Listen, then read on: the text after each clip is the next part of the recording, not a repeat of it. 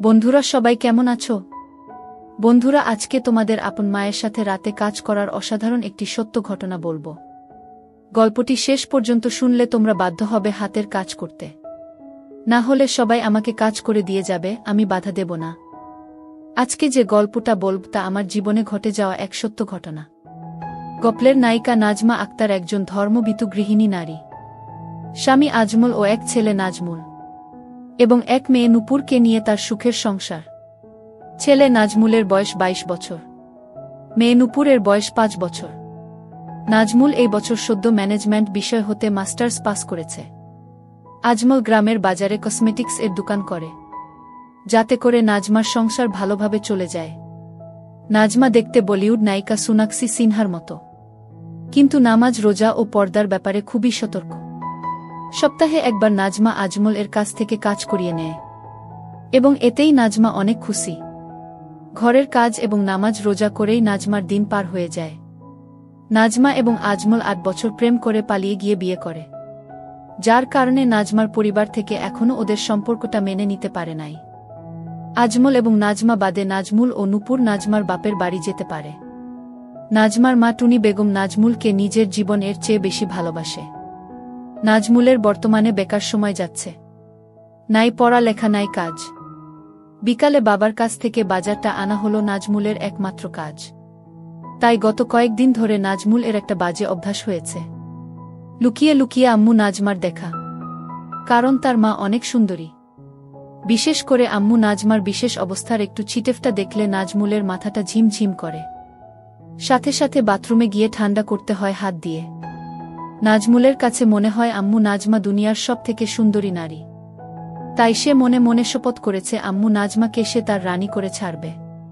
গত কয়েকদিন উনার কি হয়েছে, 1 মাস হয়ে গেল একবারের জন্যে ও হাত দিল না। এর আগে তো এরকম হয়নি উনার। রান্না করতে বসে আম্মু নাজমা স্বামী আজমল এর কথা ভাবছিল। হঠাৎ খেয়াল হলো দুপায়ের মাঝে একটু অনুভব হচ্ছে। এইটা আমার কি হচ্ছে? দিনে দিনে দেখছি আমার খিদে বেড়েই চলেছে। না না, এই রকম চলতে দেয়া যাবে না। জহরের নামাজটা পড়তে হবে। মা নূপুর একটু এদিক আয় তো মা। নূপুর কি মা? বলো মা, তুই জালটা একটু দেখতো মা, আমি গোসলটা সেরে নেই। নামাজের সময় চলে যাচ্ছে। নাজমুল বাজার এ আসছে বাবার কাছ থেকে বাজার নিতে। বাবার দোকান এর একটু কাছে আসতে নাজমুল এর কাছে সন্দেহ লাগলো। বাবার দোকানের সামনে এই মেয়েটা কে? আর বাবা কোথায়? মেয়েটা মনে হচ্ছে সামনে একেবারে ঝুঁকে আছে। নাজমুল মনে মনে ভাবল, না, আমাকে রহস্যটা জানতে হবে। নাজমুল একটু কাছে গিয়ে অন্যদিকে তাকিয়ে বাবা ও মেয়েটার কথাগুলা শুনতে চেষ্টা করল। যা শুনতে পেল তাতে নিজের কানকে বিশ্বাস করতে পারছিল না নাজমুল। কথাগুলা এমন আর কতদিন এভাবে লুকিয়ে লুকিয়ে হবে? আমার যতদিন না বিয়ে করে তোমার বাড়ি নিয়ে যাচ্ছি ততদিন। নেব জান, খুব শীঘ্রই বাড়ির বউয়ের কাছে তালাকের পেপারটা পৌঁছে যাবে, আর বুটা বিদায় হলেই তুমি আমার রানী। কথাগুলা শোনার পর নাজমুলের কাছে মনে হচ্ছে বাবাকে একটা না, আমার আর বাজারে থাকা চলবে না। এখনই বাড়ি গিয়ে আমার আম্মুকে বলতে হবে। বাবার সামনে এমন একটা ভাব করল নাজমুল যেন সে এইমাত্র আসলো, এবং খুব ব্যস্ত বাজারটা নিয়ে তাড়াতাড়ি বাড়ির দিকে রওনা করল নাজমুল। আজকের রাস্তা মনে হয় শেষ হচ্ছে না। 10 মিনিটের রাস্তা আসতে 1 ঘন্টা সময় লেগেছে, এমনটাই মনে হচ্ছে নাজমুলের কাছে। পুরা রাস্তাটা নাজমুল আম্মু নাজমার কথা ভাবতে ভাবতে আসছে। নিজের অজান্তাই নাজমুল অনুভব করল শরীর দিয়ে একটা অদ্ভুত সুখের স্রোত বয়ে যাচ্ছে। আম্মুর সাথে এখন থেকে যা ইচ্ছা তাই করতে পারবো, আব্বু আর কিছুই বলবে না। এইটা ভেবে নাজমুলের শরীরে থেকে থেকে ঝাঁকি মারছিল। আকাশ কুসুম ভাবতে ভাবতে নাজমুল বাড়ি এসে পৌঁছাল। বাড়ি এসে নাজমুল সরাসরি রান্নাঘরে চলে গেল। বাজারটা রেখে নূপুরকে জিজ্ঞেস করল, আম্মু কই রে খুকি? প্রশ্নটা শুনে ভ্যাবাচ্চাক্কা খেয়ে গেল নূপুর এবং হাঁ করে তাকিয়ে রইল ভাইয়ের মুখের দিকে। কারণ খুকি তো একমাত্র বাবা তাকে বলে। কিরে হাঁ করে রইলি কেন? শুনতে পাসনি কি বললাম? বোনকে জোর গলায় ধমক দিল নাজমুল। ও আম্মু, আম্মু তো কলতলায় গোসল করতে গেল। নূপুর ঘোর কাটিয়ে উঠে উত্তর দিল। নাজমুল আর দেরি করল না, দ্রুত পায়ে চলে গেল কলতলে। তোমাদের বুঝার সুবিধার্থে বলে রাখছি, নাজমুলদের কলতলা এর সাথেই বাথরুম, এবং বাথরুমের দরজাটা গত দিনের ঝড়ে ভেঙে গেছে। আম্মু নাজমার চিরদিনের অভ্যাস গোসল এর সময় পরিষ্কার হওয়া। নাজমা গোসলের জন্য বালতি ভরে পানি রেখে হালকা হতে বাথরুমে যায়। কোনো রকম বাথরুমের গেটে দরজাটা রেখে এইদিকে নাজমুল কলতলার গেটে আসতেই দেখল একটা জাত সাপ দাঁড়ায় আছে। নাজমুলকে দেখেই সাপটা ফুস করে একটা শব্দ করে দূর দিল এবং নাজমুল সাপের পিছু নিতেই সাপ বাথরুম এ ঢুকে পড়ল। নাজমুল বাথরুমের দরজাটা 2 হাত দিয়ে সরিয়ে আম্মু নাজমাকে দেখে স্ট্যাচু হতে গিয়ে ও হল না, কারণ তার আম্মু রূপী এই মনের মানুষটাকে এই সাপ হতে রক্ষা করতেই হবে। আম্মু আপনি একটু ও নড়বেন না। একদম বিচলিত না হয়ে আম্মু নাজমাকে আদেশ করল নাজমুল, এবং 2 হাতে বাথরুমের দরজাটা ধরে আম্মু এবং সাপের মাঝে ছুঁড়ে মারল। সাথে সাথে সাপটা পালিয়ে গেল। সাপের উপর হতে নজর সরিয়ে আম্মুর দিকে তাকাতেই নাজমুল দেখল আম্মু নাজমা টলে পড়ছে। হাই হাই, আম্মু তো দেখি জ্ঞান হারাচ্ছে। মনে মনে প্রমোদ গুনল নাজমুল আম্মু নাজমাকে কোলে করে কোলতলে নিয়ে আসে এবং আম্মুর লেগে থাকা ময়লা পানি দিয়ে পরিষ্কার করে ঘরে নিয়ে আসে। ভাইয়া আম্মুর কি হয়েছে? নূপুর দূর থেকে দেখে দৌড়ে এসে কাদা কাদা মুখে নাজমুলকে জিজ্ঞাসা করে। ও কিছু না, তুই রান্নার কাছে যা, আমি আম্মুকে দেখছি। নাজমুল বোনকে আশ্বস্ত করে রান্নার কাছে পাঠিয়ে দেয়। নাজমুল হাতে পানি নিয়ে আম্মুর মুখে পানির ঝটকা দিবে, এমন সময় মাথায় একটা শয়তানি বুদ্ধি আসে। আচ্ছা আম্মু তো এখন বেহুশ, তাহলে এই সুযোগটা আমি কাজে লাগাচ্ছি না কেন? নাজমুল নিজের কাছে নিজেই প্রশ্ন করে ভাবনাটা মাথায় আসতেই মাথার উপর ফ্যান চলছে, তারপর ও নাজমুল এর ঘাম ঝরছে। কাপা কাপা হাতে শাড়ির আঁচলটা সরিয়ে দেয়। নাজমুলের মাথায় চক্কর মারে, মনে হচ্ছে কারো হাত পড়ে নাই এখনো। হঠাৎ কানের কাছে নূপুর এর গলা ভেসে এল। ভাইয়া ভাত রান্না শেষ, এখন কি করব? নাজমুল আম্মু নাজমার মুখ সরাতে সরাতে ভূত দেখার মতো করে বলল, তুই এখানে আসছিস কেন? ওখান থেকে বললেই তো পারতি। তুই রান্না ঘরে গিয়ে মাছটা কাট, গিয়ে আমি আসছি। নাজমুল ভাবল না আর এটাকে দীর্ঘায়িত করা যাবে না, এখনই আম্মুর জ্ঞান ফেরাতে হবে। তার আগে আমার জন্মস্থান এবং আমার স্বর্গটা একটু দেখে নেই। কাপা কাপা হাতে নাজমুল আম্মু নাজমা আবার সব ঠিক করে দিল। নাজমুল, ঘুমন্ত আম্মুকে আমি চাই না, আমি খাব আমার জাগ্রত আম্মুকে চাই। মুখে পানির ছিটা লাগতেই আম্মু নাজমা চিৎকার দিয়ে বলে উঠল, সাপ চলে গেছে আম্মু, আপনি এখন ঘরে আমার কাছে।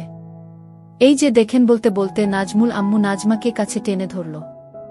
নাজমার স্বাভাবিক হতে 3 থেকে 4 মিনিট সময় লাগল এবং নাজমুল এই সুযোগে আম্মুকে ধরে রাখল। আম্মু নাজমা মনে মনে ভাবল বিষয়টা বাড়াবাড়ি হয়ে যাচ্ছে। বাবু আমার খুব ক্লান্ত লাগছে, আমাকে একটু একা থাকতে দে এখন। ঠিক আছে আম্মু, আপনি রেস্ট নিন, আমি রান্নাটা দেখছি, আর একটু পরে উঠে গোসল করে খেয়ে নিবেন। আম্মু নাজমাকে ঘরে একা ছেড়ে নাজমুল রান্না ঘরের দিকে চলে গেল। কি হতে কি হয়ে গেল আমার? যেই আমার স্বামী ছাড়া আর কাউকে কোনোদিন দেখতে দিলাম না, আজকে আমার কোনো পাপের কারণে এত বড় সর্বনাশ হয়ে গেল। আমার ছেলে সব দেখে নিয়েছে। হে মালিক, তুমি আমার মরণ দিচ্ছ না কেন? আমি এখন এই পোড়া মুখ নিয়ে ছেলের সামনে যাব কি করে? ছেলের কথা মনে পড়তেই লজ্জায় কুকড়ে গেল আম্মু নাজমা। না জানি কোথায় হাত দিয়েছে। আচ্ছা ছেলেকে আমি দোষ দিচ্ছি কেন? আমার বাবুর তো আর কোন দোষ নাই, ও তো আমাকে সাপের হাত থেকে রক্ষা করেছে। মনে মনে ছেলের প্রশংসা করতেই গর্বে বুকটা ভরে গেল আম্মু নাজমার। ছেলেটা আসলেই আমাকে অনেক কেয়ার করে। ও ওর বাবার মতো না, ও একদম আলাদা। ওর বাবাটা যদি ওর মতো হতো। একটা গভীর নিঃশ্বাস ফেলল আম্মু নাজমা। যাই হোক, অনেক পাপ লেগে গেছে, যাই গিয়ে গোসল করে নামাজ পড়ে আমার মালিকের কাছে ক্ষমা প্রার্থনা করি। মনে মনে কথাগুলা ভাবতে ভাবতে তড়িঘড়ি করে বিছানা থেকে নেমে পড়ে। আম্মু নাজমা দরজার কাছে গিয়ে পা দুইটা যেন অবশ হয়ে আসল। আম্মু নাজমার ছেলে যে তার সামনে রান্নাঘরে বসে এই দিকে ফিরে তরকারি কাটছে। এখন ছেলের সামনে দিয়ে কোলতলে যাবে কিভাব, এই ভেবে আম্মু নাজমার ঘাম বের হচ্ছে। তবুও যে আমাকে যেতেই হবে, আমাকে পবিত্র হয়ে আমার মাওলার হুকুম পালন করতে হবে এবং আমাকে ক্ষমা প্রার্থনা করতে হবে। ভাবতে ভাবতে বড় একটা ঘোমটা টেনে দ্রুত পায়ে কোলতলে চলে গেল আম্মু নাজমা। রান্নাঘরে বসে ঘোমটা দেয়া আম্মুর দ্রুত চলে যাওয়ার দৃশ্য দেখতে দেখতে নাজমুল মনে মনে হাসতে হাসতে ভাবল, আমার আম্মুর লজ্জা দিন দিন বেড়েই চলেছে। খুকি, আমার তরকারি কাটা শেষ, তুই তরকারিটা কষিয়ে নিয়ে ভাজি করা মাছটা দিয়ে ঝোল রান্না করিস। আমি বাবার সাথে ফোনে কথা বলে আসি। হ্যালো আব্বু, আজকে আপনাকে একটু আগে আসতে হবে। কারণ দুপুরে আম্মু একটা জাত সাপ দেখে খুব ভয় পেয়েছে তাই আম্মুকে একটু কেরামত আলী মাওলানার কাছে নিয়ে যেতে হবে। কলতলার কাছে গিয়ে ফোনে লাউড স্পিকার দিয়ে আব্বুকে কথাগুলা এক নিঃশ্বাসে বলে ফেলল নাজমুল। তোর মা মরুক, তাতে আমার কিছু আসে যায় না। তোর আম্মু তুই নিবি না কি করবি সেটা তোর ব্যাপার। আমাকে এই সব আলতু ফালতু ব্যাপার নিয়ে ডিস্টার্ব করবি না। এখন বড় হয়েছিস, সংসার, মা বোনকে একটু সামলাতে শেখ। আমাকে আমার মতো ছেড়ে দে তোরা। আর হ্যাঁ, কাল থেকে তুই দোকানে বসবি। কথাগুলা খুব রাগের সুরে বলল আব্বু। আজমা, কাল থেকে পারবো না, কারণ কাল আমার একটা গুরুত্বপূর্ণ কাজ আছে। তবে পরশু দিন থেকে বসবো। আর হ্যাঁ, এখন থেকে আম্মু এবং নূপুরের সব দায়িত্ব আমার। বলেই ফোনটা কেটে দিল নাজমুল। আম্মু নাজমা গোসল শেষে বাপ বেটার ফোন আলাপ মন দিয়ে শুনছিল। ফোন আলাপ শেষ হতেই বড় করে ঘোমটাটা টেনে দিয়ে দ্রুত পায়ে ঘরের দিকে যাচ্ছিল আম্মু নাজমা। আম্মু নাজমা ভারী হওয়ায় আম্মু নাজমার দ্রুত হাঁটার তালে তালে দুলছিল, যেটা দেখে নাজমুলের মাঝে দামামা বাজতে লাগল। আম্মু একটু দাঁড়ান তো ওখানে। কাছে গিয়ে সামনে দাঁড়িয়ে আম্মু নাজমার দুই বাহুতে হাত রাখল নাজমুল। আম্মু, আমি জানি আপনি বাবার কথাগুলা সব শুনেছেন। বলেই মাটির দিকে তাকিয়ে থাকা ঘোমটা দেওয়া আম্মু নাজমার ধরে একটু উপরে তুলে কপালে চকাস করে একটা হামি দিল নাজমুল। বাবা আর আমাদের আগের মতো ভালোবাসে না আম্মু। বাবা এখন শুধু আমাদের দূরে সরিয়ে দিতে চাই আম্মু। কিন্তু আপনি একটু ও মন খারাপ করবেন না, আমি আছি না। আমি আপনার সব কষ্ট দূর করে দেব আম্মু।